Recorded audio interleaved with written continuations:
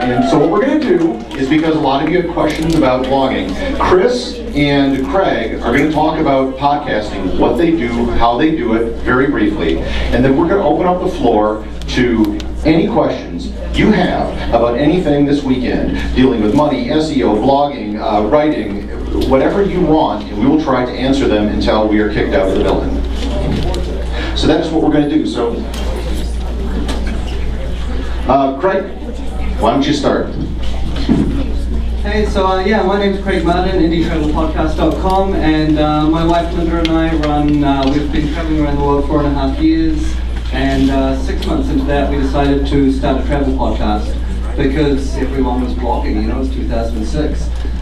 So what we did when we first started was use the mic on a 12-inch PowerBook and use GarageBand and hit record and talked into it for about 5 minutes and edited it out until it was 2.5 minutes of pure, choppy, static rubbish. And then we used a WordPress plugin and put it on a WordPress site, which was really ugly, and that started our worldwide fame until last year we won Lonely Planet's Best Podcast. So it's not better.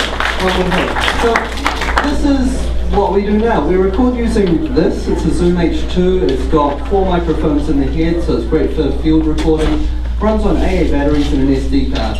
So we turn this on, we sit down in a hostel, in a bar, or occasionally we've locked ourselves into hostel bathrooms because it's the only quiet place to go. And we talk for about 20 minutes, 25 minutes. After that, I imported into GarageBand, and until Friday morning, I was still using the same 12-inch PowerBook. So I have no idea what the new GarageBand actually looks like. It's going to be fun. And I edit out the ums, ahs, oh, beeps, and other errors that we make. And then we run it through a program called the Levelator. It's a free download, and it evens out all of the voices. If someone's too loud, if someone's too quiet, this is especially good if you're recording a Skype call. It evens everything out, removes a bit of hiss, it does magical things with your audio. It goes into iTunes, becomes an MP3, and then we do something very different from Chris. We upload that onto our own server. So that's sitting at... I did that. Yeah, Chris will tell you why what he does is much more intelligent than what we do. But we travel full time, we don't have time to find out how to do it properly. So we upload it onto our own server, and we use the Blueberry plugin for WordPress, and we just copy and paste the URL into the bottom of our post. There's a special field, and that does something called creating an enclosure. So that goes off to FeedBurner, and we do the normal FeedBurner route to give to you. And in the iTunes store, there's a 10-second submission process. If you've got an RSS feed with enclosures, they'll accept you, unless you're doing hate speech or other things I don't think we have to worry about here. They'll accept it, and that's it. It's magic. So I'll pass over to Chris, and he can tell you a much more nuanced, professional way to do it. Actually, I'm going to talk about different stuff because I think, Craig, as long as you understood what he said, I think that's good.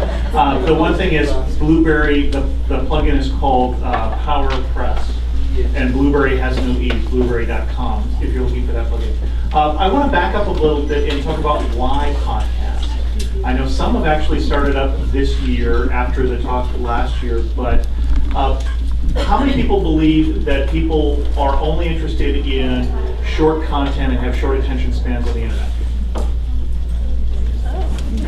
It's interesting, not everybody. But you hear that a lot in blogging, right? It has to be short, the videos have to be 2 minutes. So let's do some math. For those of you who have a blog that gets, let's say, roughly 1,440 visits a day, roughly, and the average visit is a minute long, you get roughly 1 day of attention every day, right?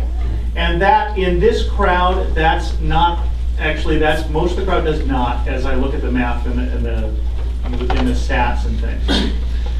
Right now, with the podcasts that I do, where I'm providing long-form content, I get approximately 5,000 downloads every day at an average time of about half an hour. So This Week of Travel is about an hour, amateur travel is about 35 minutes, indie travel is about 20-25 minutes, and then my video podcasts I'm throwing in there too are only about 2, 3, 5 minutes long or so. So average about half an hour, so that means that every day I get approximately 110 days worth of attention. So there are people who will give you attention for a longer story if you are willing to be where they are, which is on their portable recorder device or on their computer. And so, for instance, you often are listening to podcasts, people who are in the podcast listening crowd, which is not everybody right now, in the gym, out on a walk. Sherry Ott and I became friends on that terrible bus trip we heard about in Morocco.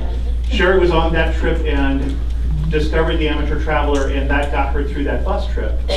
And so we became friends then, but I didn't meet her till later, and I didn't know we were friends. Because podcasting is a very personal, very intimate thing because you're in people's heads. So that's one thing to think about, is that it does allow you to tell a longer story. Now, obviously I've been doing this for 5 years, so it takes a while to build the audience. The audience building